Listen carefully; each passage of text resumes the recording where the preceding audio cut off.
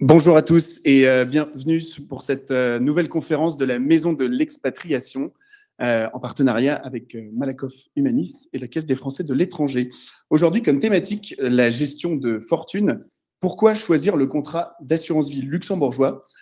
Pour ce faire, j'ai le plaisir d'accueillir Vassila Ben-Barkan pour VIA, Charlotte Habib pour MIMCO et Laurent Ritlewski pour LBO France. Donc, avant de passer la main, bon, ils vous font évidemment découvrir comment sécuriser et développer votre patrimoine depuis l'étranger. Et avant de leur laisser la main, donc juste pour vous dire que vous pouvez poser vos questions dans le chat. Donc à la fin, on y répondra. En tout cas, Laurent, Charlotte et Vassila y répondront. Également, sachez que donc à la fin de cette conférence, vous recevrez d'ici quelques heures, donc le replay de cette conférence que vous pourrez retrouver. Également un article qui paraîtra donc la semaine prochaine. Vous pourrez bien sûr revoir cette conférence. Enfin, je termine pour vous dire que vous pouvez prendre rendez-vous sur le site de la Maison d'Expatriation jusqu'au 17 juillet. Sachez-le, donc c'est gratuit. Donc n'hésitez pas. Voilà, je vous laisse la main. Merci à tous. Merci, donc je reprends le relais. Je suis Vassila Ben-Barkan, je suis conseillère en gestion de patrimoine, spécialisée dans l'accompagnement des Français de l'étranger. Et donc, je remercie Charlotte et Laurent d'être parmi nous ce soir pour m'accompagner dans cette présentation du contrat d'assurance vie luxembourgeois. Alors, je vais passer très rapidement donc, nos slides de présentation parce qu'on va chacun se présenter ensuite. Donc, moi, je suis, donc, comme je vous le disais, conseillère en gestion de patrimoine. J'ai 25 ans d'expérience. J'ai passé 15 ans de ma vie en compagnie d'assurance, en prévoyance collective, en assurance empruntaire, en retraite collective. Et je me suis spécialisée sur les 8 dernières années dans l'accompagnement des conseillers en gestion de patrimoine, où je les ai moi-même formés sur la technique produit et sur le suivi de leur clientèle. Et donc, j'ai eu par naturel, eu envie en fait de faire ce métier. J'ai fait le choix de le faire en toute indépendance. Donc, je n'ai pas de lien capitalistique avec les banques, les compagnies d'assurance. Moi, ce qui m'intéresse, c'est le projet client, le besoin client.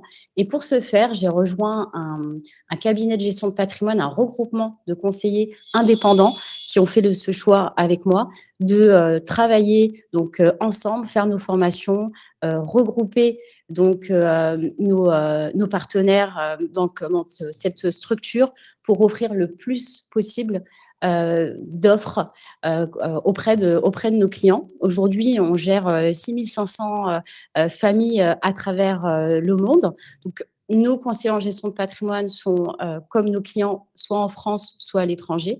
Donc, on a également des conseillers en gestion de patrimoine à Dubaï, à Hong Kong, à Singapour, en Angleterre, en Espagne, au Portugal et en France, sur plusieurs villes françaises. Donc, on a 400 partenaires, voilà. Nos clients expatriés viennent nous sollicitent pour différents besoins. La première, c'est effectivement la préparation de la retraite, parce que lorsqu'ils partent à l'étranger, eh bien, et qu'ils sont en mobilité, la difficulté est de savoir comment est-ce qu'on s'assure de préparer sa retraite en fonction des pays, c'est très variable. C'est de continuer à investir et garder un lien avec la France. Donc, souvent, c'est de se dire, comme la France, c'est chez moi à l'origine, j'ai envie de continuer à construire en France. C'est de l'optimisation fiscale, parce qu'effectivement, quand on investit en France, on a une fiscalité, mais on a également celle qu'on se produit dans notre pays de résidence. Donc, comment est-ce qu'on évite finalement de multiplier la fiscalité. C'est ensuite l'anticipation au niveau de la transmission également, parce que c'est pareil, la fiscalité au niveau de la transmission se multiplie entre la France et le pays de résidence. c'est comment est-ce qu'on allie la mobilité internationale également dans sa vie et quels sont les éléments à avoir en tête pour faire les bons choix. Et c'est évidemment les études des enfants. Comment est-ce qu'on les prépare? Est-ce qu'ils rentrent en France pour faire leurs études? Est-ce qu'ils les font à l'étranger?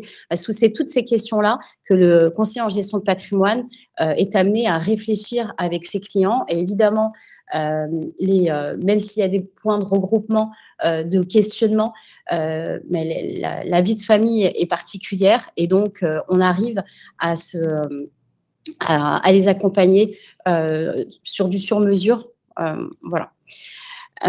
Comment est-ce qu'on les accompagne? Souvent, on est sur alors, il y a des stratégies patrimoniales qu'on réalise ensemble, mais il y a également des solutions d'investissement. On prend le temps de se connaître, de réaliser un audit patrimonial ensemble, savoir s'il y a des choses, des biens, des investissements qui sont déjà préexistants en France. Est-ce que également il y a un patrimoine à l'international? Comment est-ce qu'on allie les deux, justement? Comment est-ce qu'on peut limiter également ce qui est déjà l'existant? Et on parle aussi évidemment du futur et comment est-ce qu'on met en place des stratégies ensemble. On a différentes façons de le faire. Ça peut être juridique à travers des sociétés type SCI, SARL, mais ça peut être aussi en direct. Et donc, on va avoir des solutions d'investissement à la fois sur l'immobilier et sur le financier. Et donc, vous voyez là sur le slide qui s'affiche qu'on peut faire effectivement de l'immobilier traditionnel, du meublé, de la SCPI, du déficit foncier pour aller neutraliser de la fiscalité déjà existante sur l'immobilier. Et puis, sur des produits financiers, effectivement, un contrat d'assurance vie luxembourgeois, comme on l'a évoqué.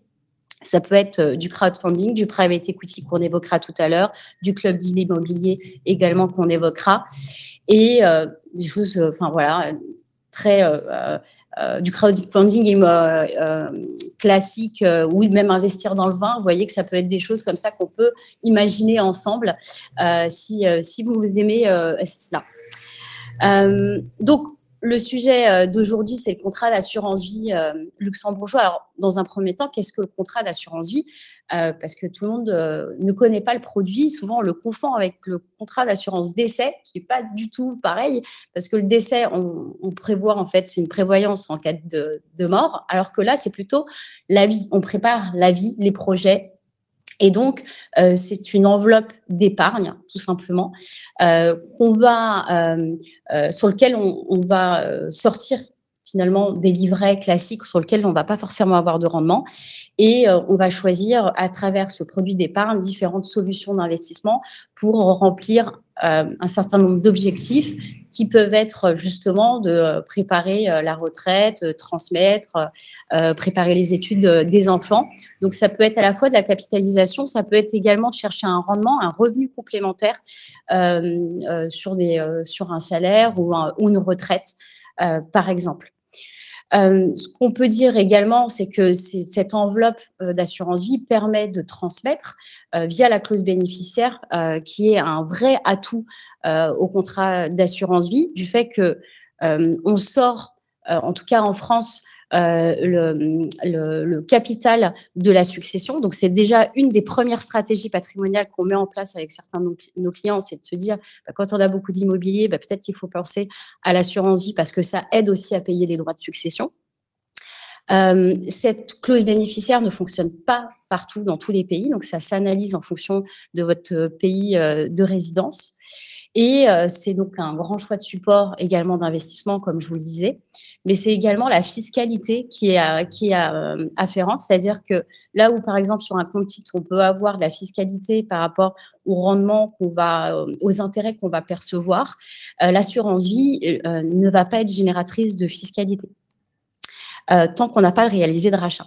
Voilà, pour aller jusqu'au bout de l'explication. Et quand on va arbitrer entre les fonds, nos sphères d'investissement, on ne va pas non plus générer d'intérêt. Alors, pourquoi le contrat d'assurance vie luxembourgeois? On va rajouter une spécificité. Alors déjà, pourquoi luxembourgeois? Parce que ce sont des compagnies installées au Luxembourg, réglementées par le Luxembourg. Alors, je vais un peu comparer pendant ma présentation le contrat d'assurance vie en France et celui au Luxembourg. Déjà parce que le contrat d'assurance vie luxembourgeois va nous permettre de répondre à un certain nombre de critères, notamment pour les expatriés, qu'on va moins avoir sur les contrats d'assurance vie de droit français. Déjà, on va répondre à cette problématique de patrimoine international. On va chercher à avoir de la sécurité plus élevée et on va permettre de répondre à de la structuration de succession. Les caractéristiques principales du contrat d'assurance vie, c'est luxembourgeois, c'est effectivement la sécurité, par le triangle de sécurité que je vous présenterai ensuite, la neutralité fiscale, la flexibilité en termes d'investissement. On a beaucoup de transparence également sur ce produit-là et on va avoir surtout un choix de devise en fonction du pays sur lequel on réside.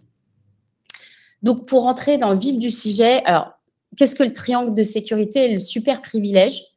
Le triangle de sécurité, c'est une organisation qui a été mise en place par le Luxembourg, qui permet de réglementer les investissements qui sont faits à travers le contrat d'assurance vie. On va avoir tout simplement, dans un premier temps, un commissariat aux assurances qui va obliger l'assureur et le souscripteur à ne pas mélanger les fonds entre la compagnie d'assurance et le souscripteur. Donc, ce qui va se passer, c'est qu'on va avoir des comptes distincts et donc les avoirs de l'assureur ne se mélangeront pas avec le souscripteur. On va donc entrer un acteur important, qui est un dépositaire, c'est tout simplement une banque qui va recevoir les fonds du souscripteur. Et donc, c'est comme ça que le commissariat aux assurances s'assure qu'en cas de faillite de la compagnie d'assurance, eh bien, le souscripteur conserve ses fonds et ça sans limitation. Donc, c'est très important. Elle va également s'assurer que les marges de solvabilité de la compagnie d'assurance soient toujours bonnes et que donc les fonds propres de la compagnie soient au moins égales aux fonds propres confiés par leurs souscripteurs. Un élément également à prendre en compte, c'est donc ce super privilège qui est que vous êtes premier créancier de la compagnie d'assurance. Et donc, en cas de faillite, vous êtes bien les premiers à être remboursés des fonds déposés. Et donc, dans l'exemple évoqué que je vous disais par rapport à l'assurance vie de droit français, par exemple, vous récupérez seulement 70 000 € des fonds que vous avez déposés là où vous n'avez pas de limite sur vos fonds en France. Voilà sur le super privilège. La neutralité fiscale et le multidevise. Donc, au Luxembourg, il n'y a pas de fiscalité.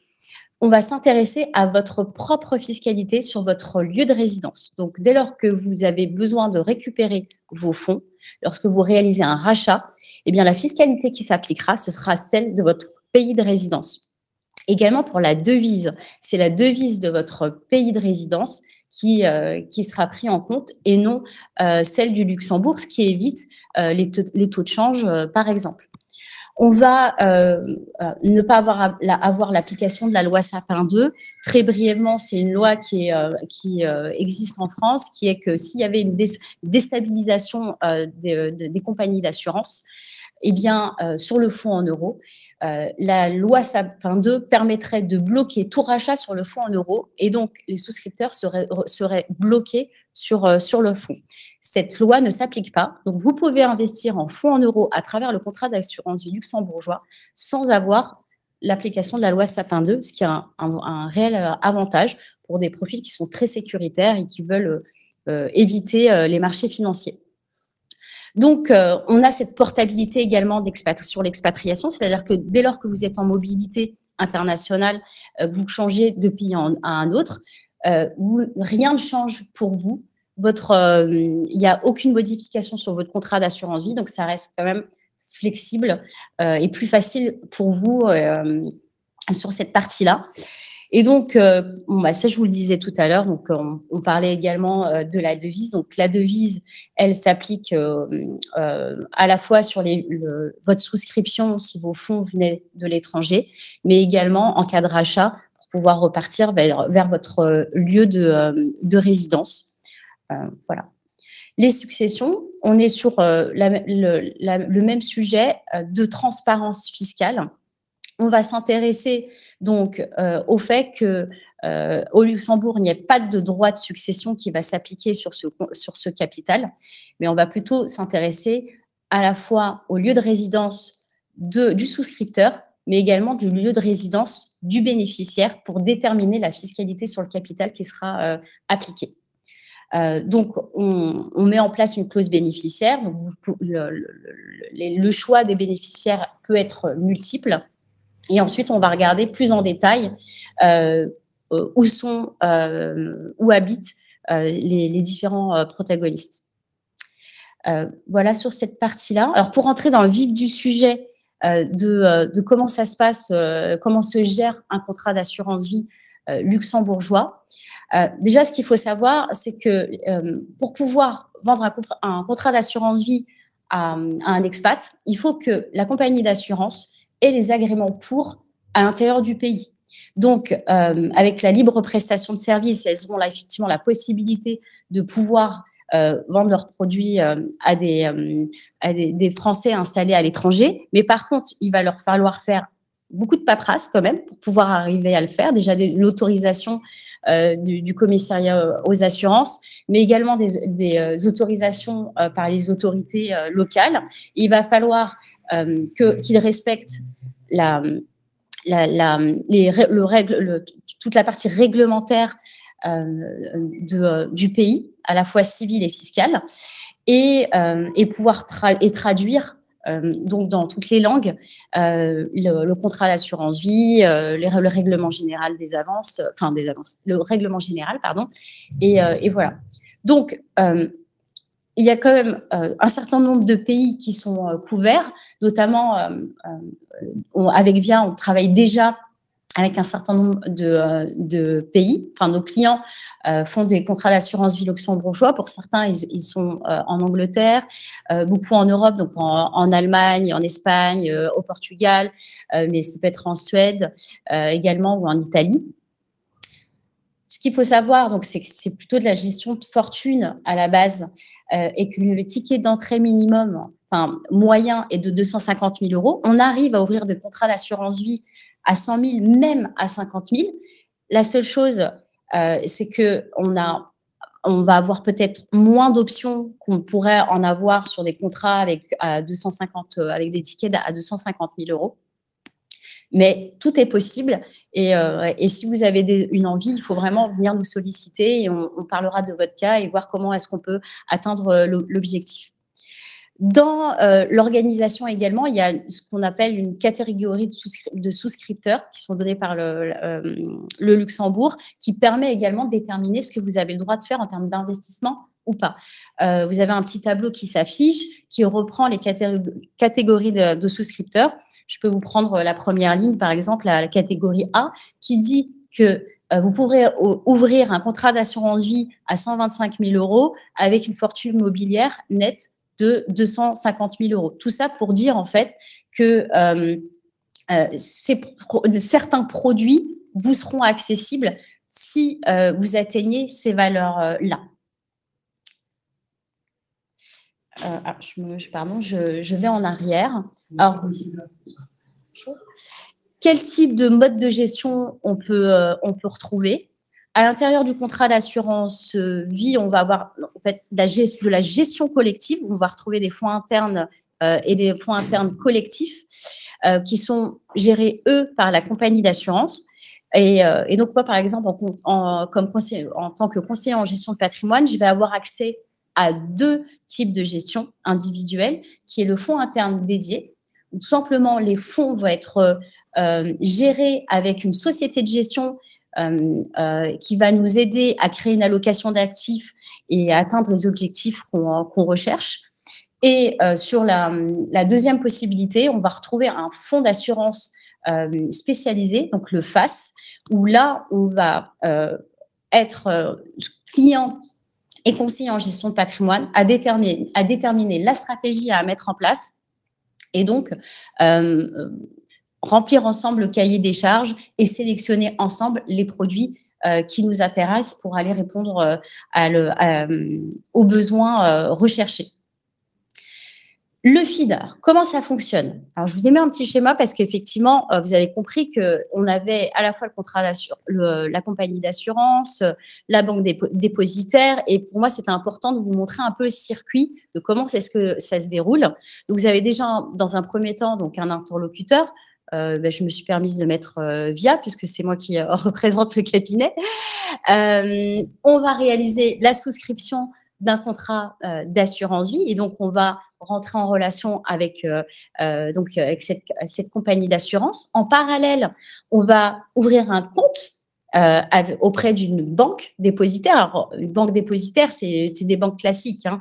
On peut retrouver la Société Générale au Luxembourg, on peut retrouver, voilà, enfin, je ne vais pas tous les citer, mais vraiment, on est sur des banques très classiques de compte. Donc, quand en plus, on a envie d'avoir une banque classique qui s'intéresse à la clientèle internationale, eh bien, avoir un compte au Luxembourg répond en plus à ce besoin parce qu'ils comprennent davantage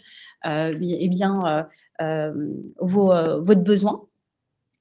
Et donc, vous avez ensuite la société de gestion qui va effectivement s'ajouter et donc qui va à la fois signer, donc travailler avec vous sur un cahier des charges d'investissement et derrière communiquer avec la compagnie d'assurance et la banque dépositaire pour faire réaliser votre investissement.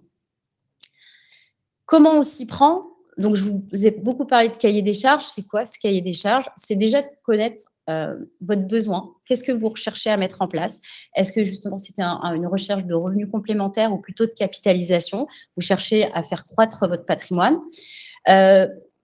Quel est votre profil de risque? Est-ce que vous êtes plutôt quelqu'un qui est très sécuritaire ou au contraire vous aimez le dynamisme ou en fait vous avez envie d'un peu du meilleur des deux mondes? Et quelles sont vos convictions? Parce que c'est très important de pouvoir comprendre quelles sont vos convictions, notamment sur tout ce qui est socialement responsable, les investissements, on en entend beaucoup parler. Voilà, on n'a pas envie d'investir dans l'armement, on a envie plutôt d'investir dans l'eau. Enfin voilà, c'est ces sujets qui pour nous rentrent complètement dans savoir investir proprement. Voilà. Et donc, derrière, on va, de ce fait, travailler à trois sur comment atteindre les objectifs. Donc, ça veut dire qu'on a une société de gestion qui travaille pour vous. Et voilà, et donc, on va chercher tout cela. J'espère être dans les temps. Oui, merci. Je vous ai mis un exemple d'allocation d'actifs qu'on a pu travailler avec un client, notamment quelqu'un qui avait 800 000 euros suite à une succession, qui a plutôt un profil équilibré et qui avait un horizon de placement sur 5 ans. On a donc recherché sur un rendement équilibré, on est sur un rendement annualisé brut de 6%. On a proposé donc vous voyez qu'on a 15 supports, 15 supports où on va retrouver des actions, des obligations, des fonds structurés, une multitude de supports différents avec des poids qui sont très variés, enfin très lissés, c'est-à-dire qu'on n'a pas de grosses lignes, c'est-à-dire qu'on cherche à diluer le risque et plutôt aller chercher le rendement pour que lorsqu'il y ait notamment un support qui se comporte mal, la plus-value d'un autre support puisse compenser. Et donc, on va retrouver, par exemple, dans cet exemple-là, une exposition action qui est de 52%. Excusez-moi, je vois pas bien les chiffres. Et donc, pour un rendement annualisé de 6%. Voilà. De toute façon, j'ai un schéma juste après, où là, on voit que, par exemple, on va avoir des fonds obligataires, des fonds diversifiés, des ETF, des fonds structurés. Donc, c'est très large. On va avoir 64% d'Europe, 12% sur les États-Unis et 13% sur le monde. Les pays émergents également sont représentés. Donc, c'est vraiment très diversifié. On a également des frais. Comment ça se passe? C'est tout l'avantage en fait du contrat d'assurance vie luxembourgeois. Alors déjà, vous avez compris qu'on peut choisir la compagnie d'assurance, on peut choisir le dépositaire, on peut choisir la société de gestion. Donc, on choisit les 3 acteurs qui nous intéressent. Donc, on est vraiment sur du contrat sur mesure. Donc, on va aller chercher également, aller négocier les frais. Et donc là, je vous ai repris un peu une idée de ce qu'on peut retrouver en couche de frais à l'intérieur du contrat d'assurance vie luxembourgeois, ce qui permet de ne pas avoir de surprise sur les frais qui sont pris à l'intérieur du contrat d'assurance vie. Là, ils sont de 2% par an, ce qui est plutôt pas mal. Le FAS, donc je rentre sur qu'est-ce que c'est que le fonds d'assurance spécialisé. Donc, je vous l'ai déjà dit, je vais faire très bref sur le FAS, mais c'est effectivement un compartiment donc, qui va nous permettre de choisir ensemble les produits qui nous intéressent en fonction toujours de votre horizon de placement, de votre appétence au risque et de vos croyances. Et derrière, pouvoir donc créer une allocation sur mesure. Et on va pouvoir, en plus des actifs traditionnels, actions, obligations, fonds en euros, ETF, produits structurés, aller chercher des produits un peu plus avec des rendements et qui vont nous permettre également de sortir un peu des marchés financiers, qui sont les SCPI, les clubs deal immobilier. Donc, Charlotte interviendra sur cette partie-là.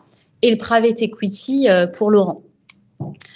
Et c'est là que je vais leur laisser la main, parce que moi, j'ai fini. Je vous reprends juste des illustrations de cas d'interrogation de nos clients. Typiquement, donc, profil cadre dirigeante française expatriée entre Singapour, Londres et Dubaï. Recherche de stabilité sur le changement sur ses fonds, sur ses revenus, sur la résidence fiscale. Et donc, ce qui intéresse cette cliente, c'est effectivement la portabilité fiscale sans rachat du contrat, la sécurité juridique du super privilège et le multidevise. On a également Anaïs, 42 ans, qui vit au Canada, qui ne veut pas alourdir sa fiscalité et qui a choisi de la même manière le contrat d'assurance vie luxembourgeois pour sa neutralité fiscale, éviter les frottements. Également, là, pour une famille franco-marocaine qui vit à Casablanca et qui souhaite préparer la succession, c'est comment est-ce qu'on sécurise à l'extérieur du pays pour un risque quelconque qui pourrait arriver sur la stabilisation juridique locale, les fonds de la famille. Et autre cas, j'ai parlé du contrat d'assurance vie luxembourgeois, mais il y a également la possibilité de le faire sur un contrat de capitalisation et de faire ces investissements à travers une SCI ou une SARL de famille pour gérer la trésorerie de la société. Ça peut être également un cadre dirigeant qui a sa société commerciale également, qui pourrait faire ce choix-là. Et donc, je vais laisser la main maintenant à Laurent en premier sur LBO France et les produits qui sont proposés. Merci beaucoup, Vassilia.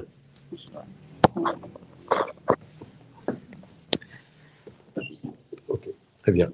Merci beaucoup. Bonsoir à tous. Merci à toi pour cette présentation d'un véhicule. Je reviendrai plus tard, effectivement, qu'est le contrat d'assurance vie luxembourgeois, car ça, on va dire que c'est le véhicule d'investissement. Mais ensuite, comme tu l'as dit, on met des petites briques à l'intérieur pour investir.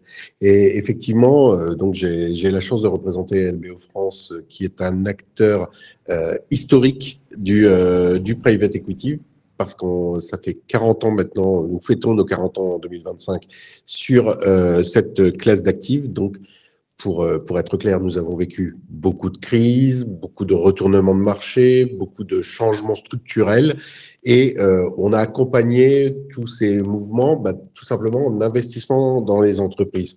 Parce que le private equity, pour le définir très facilement, très rapidement, c'est avant tout investir dans des sociétés non cotées. Donc, nous sommes un acteur qui prenons des positions majoritaires dans ces sociétés. Traduction, on les rachète, souvent pour un besoin de transmission du chef d'entreprise ou des besoins de développement lorsqu'il y a un besoin de chercher à trouver de nouveaux marchés ou de chercher des relais de croissance. On a donc un très grand track record. On a, je ne parlerai même pas des performances, parce que tout simplement, ce qui se faisait il y a 20, 30 ans ne se fait plus aujourd'hui, en tout cas pas de la même façon. On a souvent eu un petit peu l'idée des fonds qui rachetaient des sociétés par la dette et autres. Ça a particulièrement changé. Aujourd'hui, vraiment, la création de valeur, qui est un élément clé dans le private equity, se réalise vraiment par la croissance organique et une nouvelle perception de cette société par le marché. J'y reviendrai un petit peu plus tard, mais vraiment, ce qui est un élément clé, c'est de voir que LBO France, à travers ses véhicules, a une très grande discipline d'investissement. On n'a pas de secteur, on n'a pas de biais en tant que tel pour investir. On peut très bien avoir des sociétés sur une thématique particulière, mais avec différents points complètement différents. Pour dire un exemple, aujourd'hui, on a des sociétés qui commercialisent des vélos électriques. Nous avons une société qui est Bexley, clairement, qui fait des vêtements, des chaussures et autres.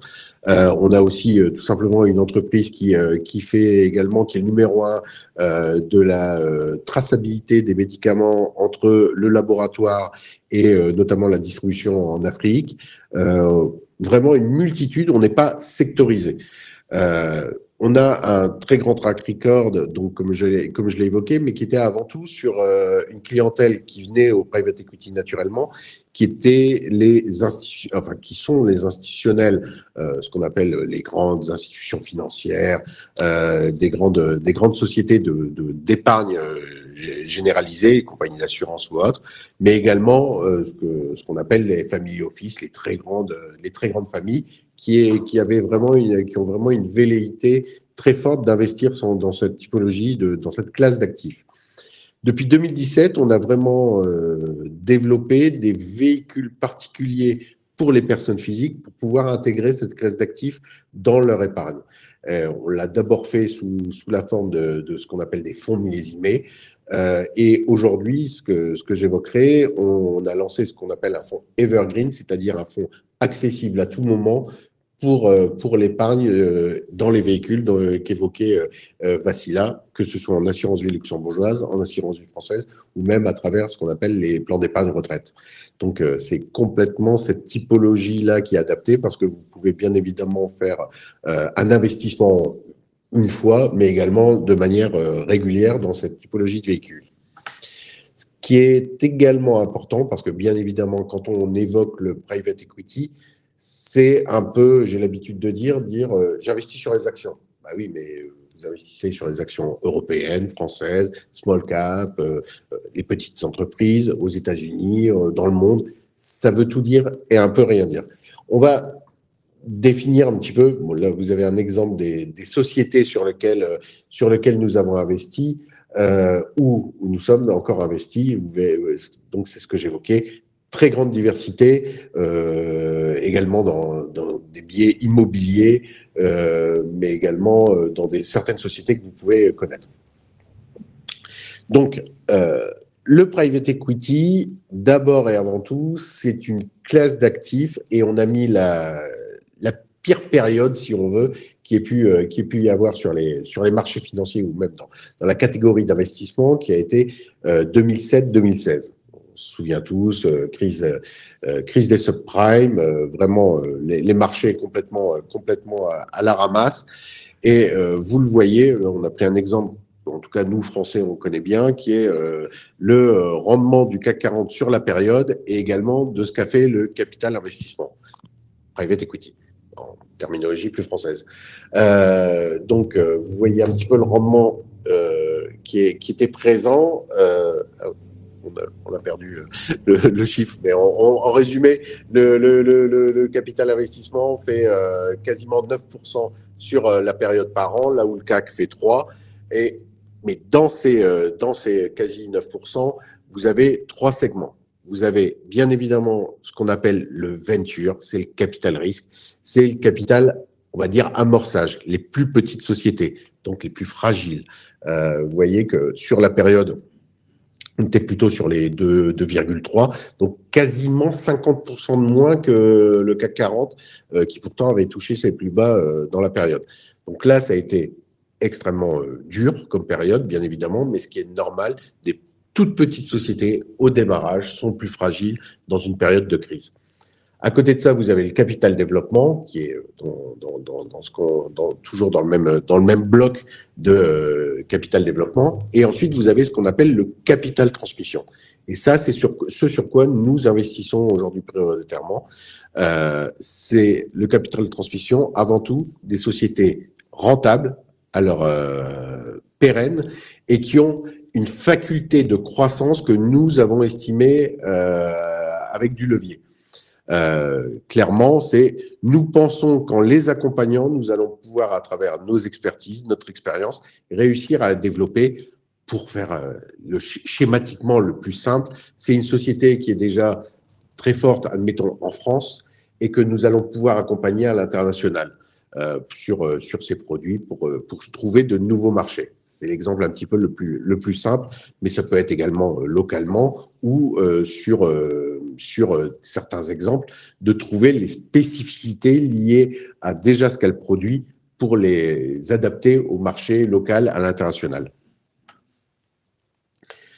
Et là, vous voyez plus spécifiquement sur cette diapo les différences de rendement entre ces différents sous-secteurs, dirons-nous, de private equity, que ce soit donc le venture, le capital développement ou le capital transmission. Et pour faire très très simple, c'est dans les deux premiers segments. Souvent, pardon. Ce qu'on a en tête, c'est j'ai investi dans une start-up, ça a cartonné, j'ai le copain du voisin et autres qui a fait 1000%. En fait, ça, c'est vraiment l'exemple un petit peu que tout le monde a en tête, mais qui n'est pas transposable, bien évidemment, dans tous les fonds. Et vous voyez vraiment l'hétérogénéité des rendements attendus. C'est historique. Vous avez une association qui s'appelle France Invest qui réalise un petit peu ces études. Et sur tous les fonds qui ont été lancés en France depuis l'origine. Donc, vous voyez, globalement, les meilleurs fonds font tous à peu près le même rendement. On est à plus de 20% de TRI historiquement. Et ça, en gros, c'est comment j'arrive à déterminer, moi particulier, quelles sont cette typologie de fonds. Eh bien, je vais vous le dire, c'est quand même extrêmement compliqué. Le but, c'est d'éliminer cette hétérogénéité, de rendement par d'abord et avant tout le segment d'investissement. Le venture, bien évidemment, c'est logique.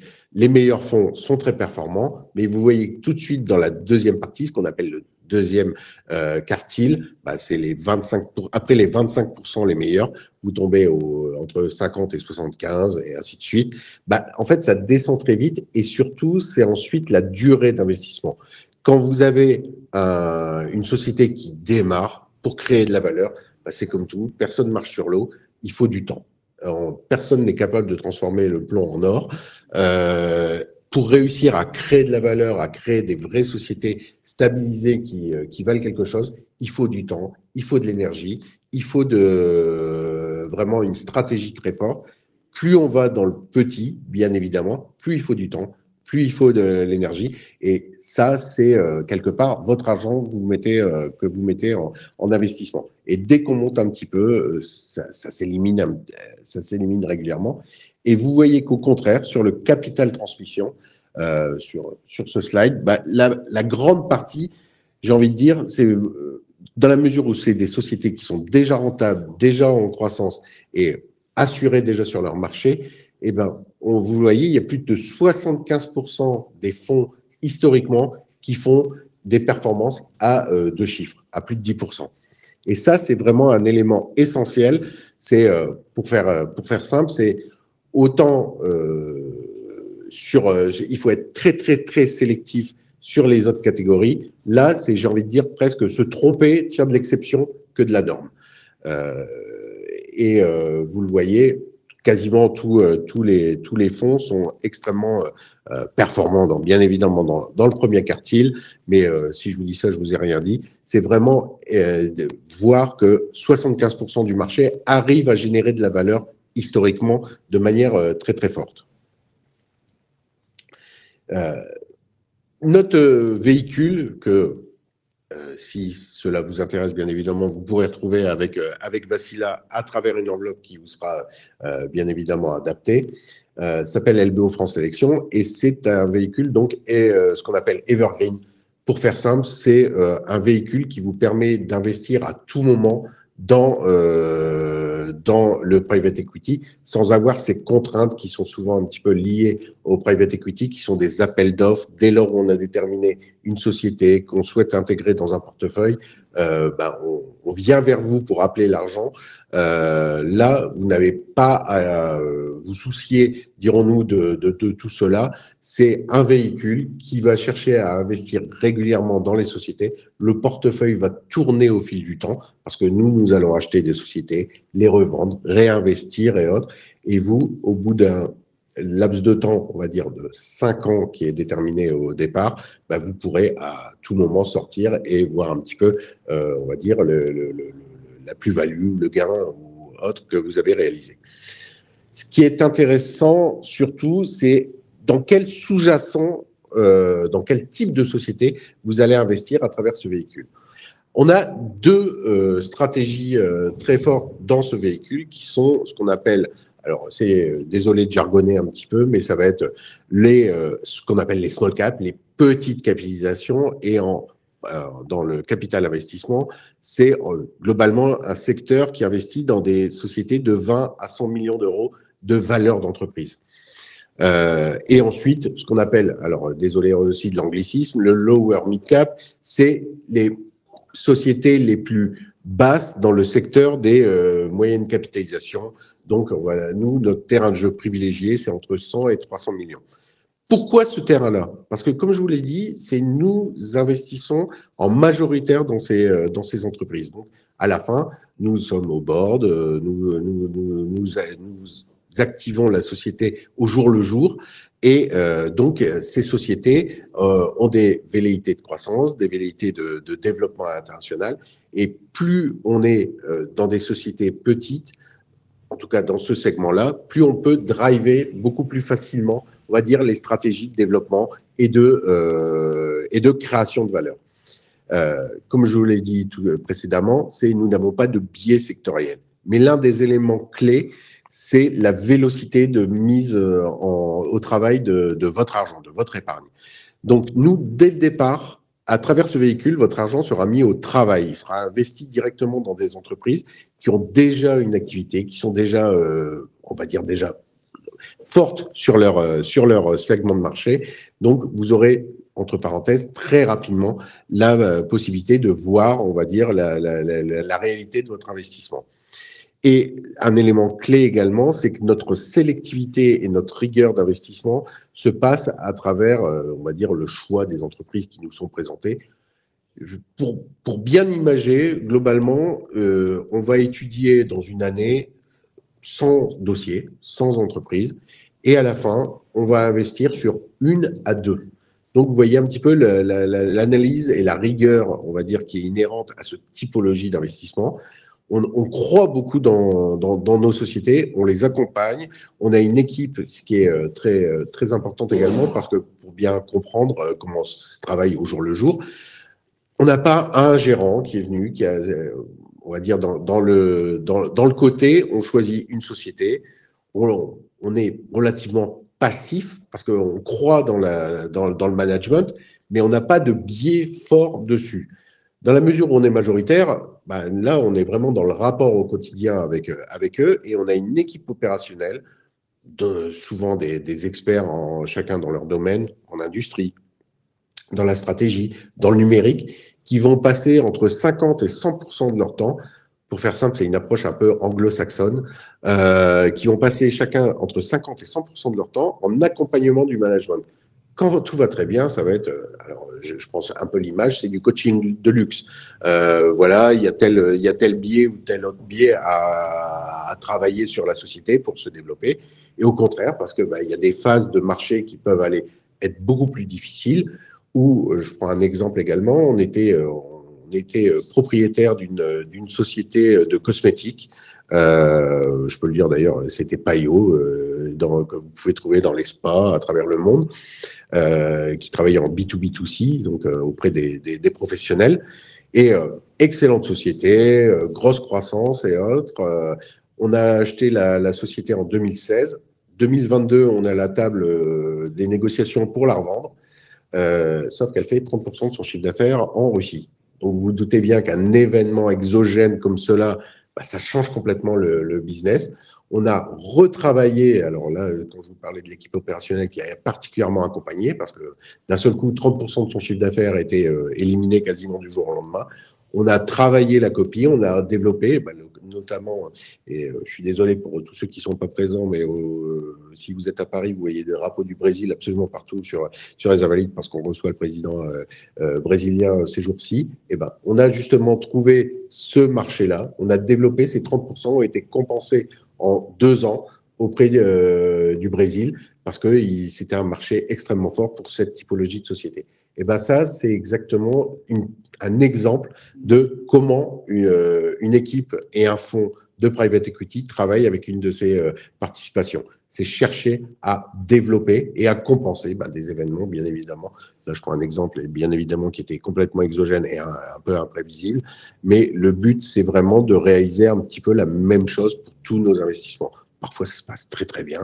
J'ai envie de dire, on a des participations dans nos fonds qu'on peut très bien revendre au bout d'un temps très limité. Dans le capital investissement, on va dire, là, on a une courbe de Gauss, on va dire, de maintien dans le portefeuille qui est à peu près de 5 ans. Si vous êtes en deçà de 5 ans, vous avez très bien vendu très rapidement. Si vous êtes au-delà de 5 ans, c'est au contraire, il faut créer de la valeur et trouver comment le céder. Si on a des participations qu'on peut revendre au bout de 3-4 ans parce que d'un seul coup, ça a très bien marché et on a tout de suite des marques d'intérêt de la part d'autres investisseurs. Et au contraire, parfois, ça peut être au bout de 6 ou 7 ans quand il y a des facteurs un petit peu exogènes de cette façon-là. Donc, ce fonds, ce support d'investissement est disponible, comme l'a dit Vassila, à travers l'assurance vie, notamment luxembourgeoise, et évidemment est très intéressante dans cette typologie d'investissement pour notamment, évidemment, la retraite et l'investissement long. Vous avez un facteur de création de valeur dans ces sociétés et qui n'avez pas à vous préoccuper, dirons-nous, de toute la mécanique, on va dire, de private equity et des appels de fonds, bien évidemment. Ce qui est également à prendre en compte dans ce véhicule, c'est que le portefeuille de base est déjà établi dès le départ. Donc, vous aurez tout de suite une vélocité, tout ce que je vous ai évoqué, la vélocité de travail, la rigueur et vraiment l'aspect fond qui va tout de suite délivrer sera présent au démarrage de ce fonds.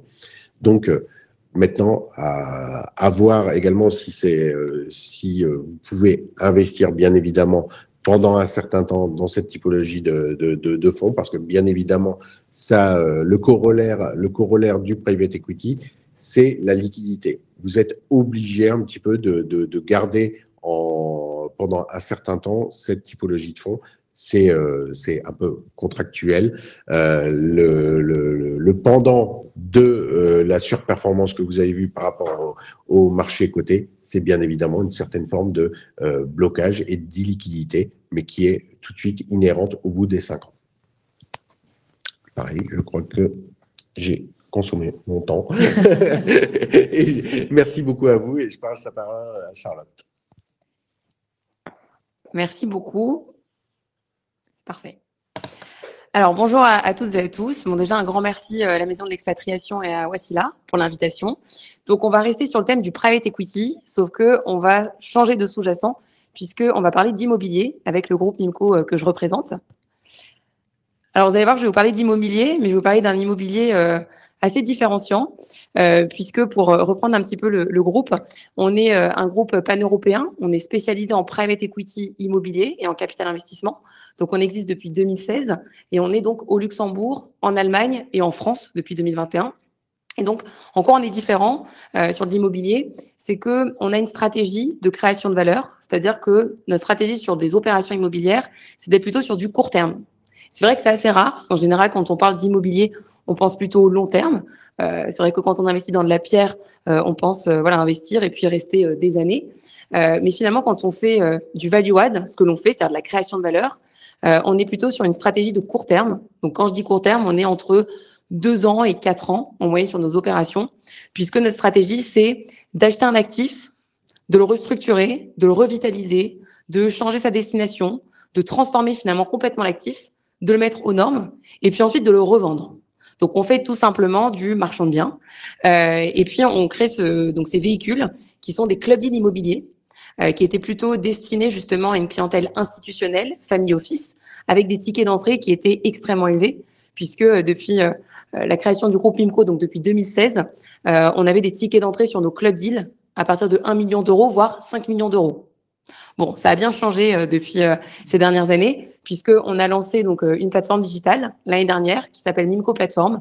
Vous pouvez vous connecter et vous allez voir nos opérations, donc toujours des club deals immobiliers, sauf que cette fois-ci, c'est accessible avec des tickets, soit à partir de 10 000 euros, on est limité à 8 millions d'euros de collecte, soit 100 000 euros. Donc beaucoup plus accessible. Et donc, ce qui est intéressant pour vous, c'est que vous pouvez investir dans des opérations immobilières de qualité institutionnelle, puisqu'évidemment, on garde cette qualité, on garde des deals vraiment, vous allez voir, très haut de gamme, comme des deals sur les Champs-Élysées, donc à Paris notamment, des deals à Megève, des deals au Portugal, en Espagne, au Luxembourg, mais avec cette accessibilité qui vous permet, vous, justement, soit en direct, donc en tant que personne physique ou personne morale, soit à travers justement des contrats d'assurance vie luxembourgeois, de pouvoir sélectionner les opérations qui vont vous intéresser et de faire une sorte de diversification justement sur l'immobilier. Alors, je reprends un petit peu les chiffres du groupe. Donc, on gère, alors, j'en sais mieux un petit peu au passage, mais on gère 1,3 milliard d'actifs immobiliers et d'opérations en cours de développement. Mais ce qu'il faut regarder chez nous, c'est plutôt notre track record, c'est-à-dire nos opérations passées, puisque, vous l'avez compris, on revend des actifs, et heureusement. Et donc, on est aujourd'hui à plus de 9 milliards d'euros de track record. On est quasiment 60 collaborateurs répartis dans nos 3 pays, donc France, Luxembourg, Allemagne. Et donc, on a des opérations un petit peu partout en Europe, mais principalement là où on est situé, donc France, Luxembourg, Allemagne, mais également Espagne et Portugal, puisqu'on a vu évidemment des très belles opportunités. Et ça, justement, si je peux faire un petit point assez rapide sur l'immobilier, je pense que c'est intéressant vu le contexte. C'est vrai que ça fait quand même 3 ans que les marchés sont à l'arrêt. Quand je dis à l'arrêt, je suis très honnête, puisque on a vu une hausse des taux, donc notamment en juillet 2022. On s'est rendu compte finalement que l'actif immobilier est un actif qui est risqué et que si on ne le travaille pas, il peut perdre quand même de la valeur. Donc, on se rend compte, c'est pour ça qu'on est sur des durées qui sont plus courtes, que les cycles immobiliers se sont raccourcis. Donc, c'est vrai que c'est assez différent d'entendre ça, mais finalement, on se rend compte que des bureaux il y a 10 ans, donc notamment à La Défense, ne sont plus les bureaux d'aujourd'hui. Ils seront peut-être pas les mêmes bureaux que dans 10 ans. Il y a 10 ans, on parlait pas de logistique parce que ça faisait pas forcément rêver d'acheter des entrepôts. Finalement, il y a eu la crise sanitaire et puis tout le monde s'est rendu compte qu'on commandait sur Amazon et que notre colis n'arrivait pas par magie. Et donc, il y avait une chaîne logistique. C'était intéressant justement d'acheter ces actifs, ces entrepôts. Et donc, on se rend compte que les cycles immobiliers se sont raccourcis. Et donc, on est obligé, nous, aujourd'hui, de nous adapter aux consommateurs, aux besoins de ces consommateurs, justement, qui ne cessent d'évoluer et qui changent. Et donc, on est sur des durées beaucoup plus courtes. Donc, on achète un actif. Et pour l'acheter, on a besoin, évidemment, de fonds. Donc, on faisait qu'avec des family office et des institutionnels. On continue à avoir accès à des financements avec des banques. Mais vu le contexte aujourd'hui, vous devez vous en douter, il y a des très belles opportunités puisque certains promoteurs n'ont plus accès au financement, ils sont en difficulté. Pareil pour des sociétés de gestion. Je pense notamment à des SCPI qui ont beaucoup collecté en 2021 et qui se retrouvent avec beaucoup d'actifs et beaucoup de retraits de la part des investisseurs et donc qui sont obligés de revendre des actifs pour assurer la liquidité justement de leurs fonds. Et donc, on a beaucoup de vendeurs, on va dire, qui sont contraints, qui sont forcés de vendre. Et nous, on fait partie des rares acteurs en France qui collectent et qui ont accès au financement. Et donc, c'est pour cette raison qu'on s'est dit qu'il y avait peut-être quelque chose à faire et qu'on a lancé notre plateforme qui donne aujourd'hui la possibilité à vous, en tant que client, d'investir à travers toujours un conseiller en gestion de patrimoine, donc notamment avec Wassila et le groupe Via ou des family office, d'investir dans nos clubs immobiliers.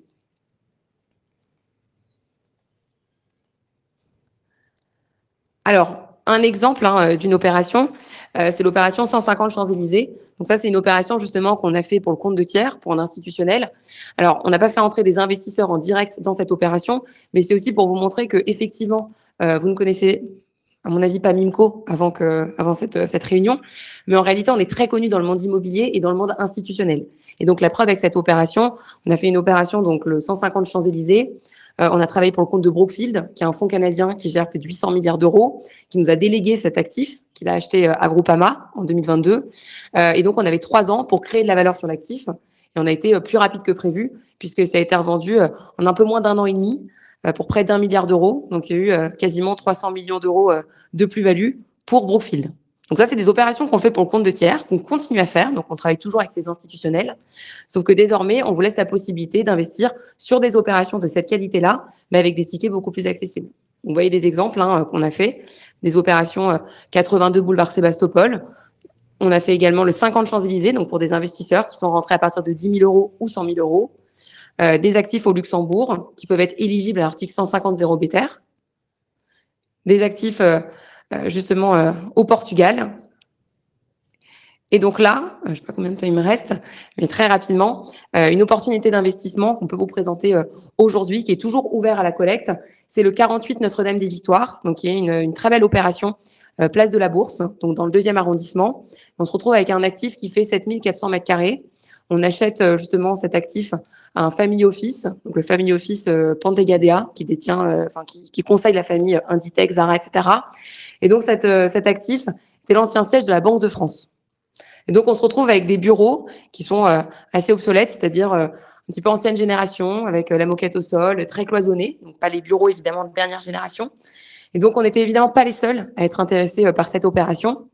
Et donc, on s'est positionné, il y avait 36 offres, on s'est mis à risque, Mimco, et ça aussi, c'est important de montrer l'alignement des intérêts entre les investisseurs qui nous aident à financer cette opération et le groupe Mimco qui est actionnaire dans le deal, c'est qu'on a mis un dépôt de garantie de 9 millions d'euros pour avoir l'actif.